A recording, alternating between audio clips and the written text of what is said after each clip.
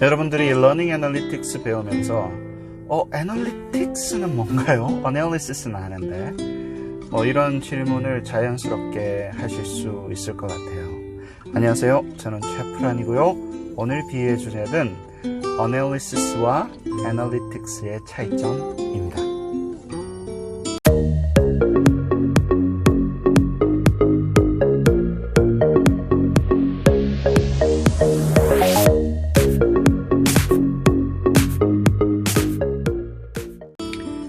애널리틱스는 수능 준비다. 네. 어널리시스는 공부다. 네. 이렇게 비교할 수 있을 것 같아요.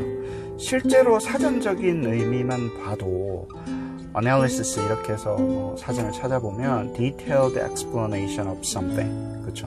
혹은 element를 설명하고 structure를 설명을 하는, 어떻게 생겨져 있고 그리고 기본 요소가 뭔지에 대해서 좀 자세하게 설명을 하는 게 큰 틀에서 보면 어널리시스고요.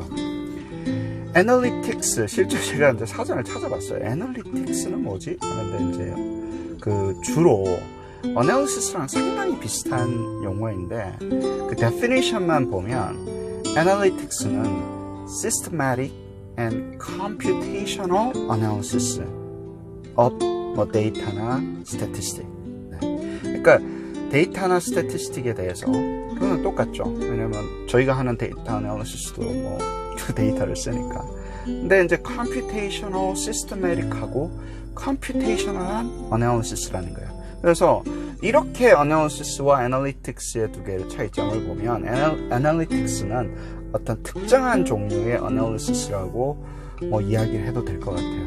그래서 제가 애널리틱스는 수능 준비고 어널리시스는 공부다 이렇게 얘기하는 거예요. 왜냐면 공부해라 하는 것과 수능 준비해라 이런 거는 완전히 다르잖아요. 예를 들어서 공부해라는 게 삶을 공부할 수도 있는 거고 게임을 공부할 수도 있는 거고 연애 공부를 할 수도 있는 거고 여러 가지 학습이 있으니까 삶에는. 근데 수능 준비는 어떤 특정 시간에 그리고 어떤 목표가 있죠. 수능 점수를 잘 받고 대학에 합격하기 위한 그런 어떤 스페시픽한 목표가 있고 그리고 시간도 있고 그리고 수능 준비를 하기 위한 교재라든가 학원이라든가 전략이라는 거는 훨씬 더 이렇게 짜여져 있죠. 그렇죠? 정해져 있죠. 그리고 잘 알려져 있고 아주 세분화되어 있고 그래서 굳이 저희가 그 비유를 들자면 이제 조금 더 스페시픽하다. 조금 더 시스테매틱한 전략이다. 수능 준비가 그냥 학습에 비해서는. 그리고 이제 목표가 확실하다. 이런 용어를 쓸 수가 있어요. 그 다음에 두 번째는 애널리틱스는 컴퓨테이셔널한 어널리시스를 애널리틱스라고 합니다.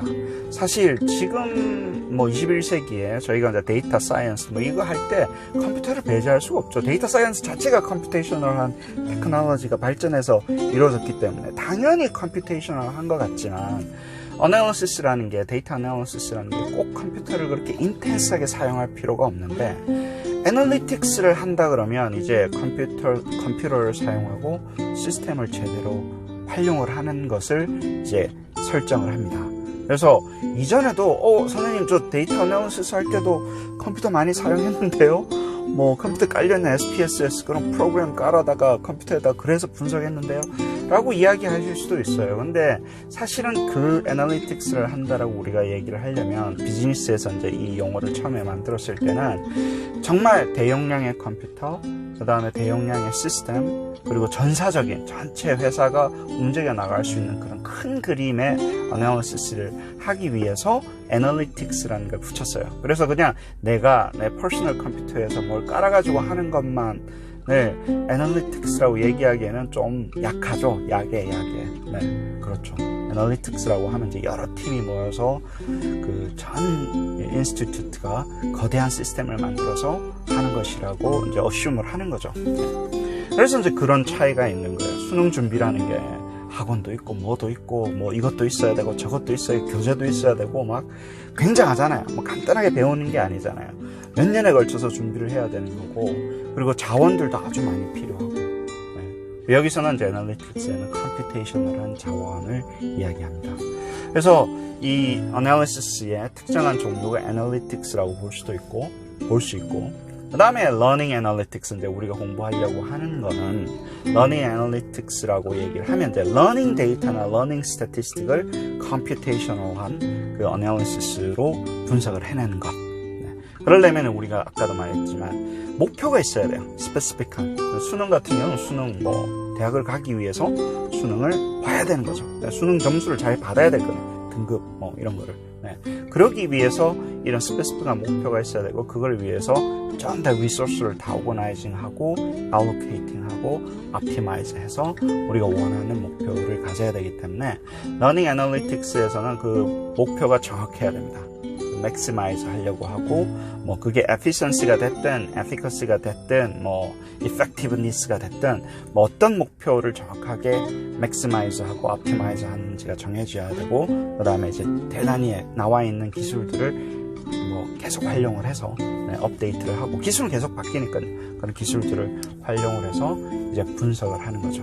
네, 여기까지가 Analysis와 Analytics의 차이고요.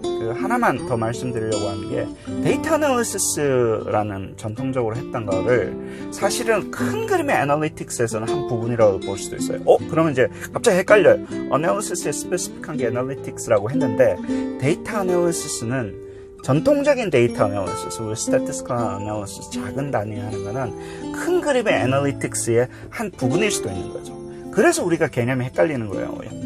러닝 애널리틱스가 큰 거냐, 작은 거냐, 애널리시스의 어떤 한 종류냐, 아니면 데이터 애널리시스가, statistical analysis가 러닝 애널리틱스의 한 부분이냐, 이렇게 헷갈릴 수가 있는 여지가 있습니다. 근데 헷갈려요 이렇게 하시지 마시고, 그 컨텍스트에 따라서 틀려지는 거니까, 우리가 다시 말씀드리면 statistical modeling이라든가 전통적인 statistical analysis는 큰 그림의 analytics의 한 작은 부분일 수가 있는 거죠.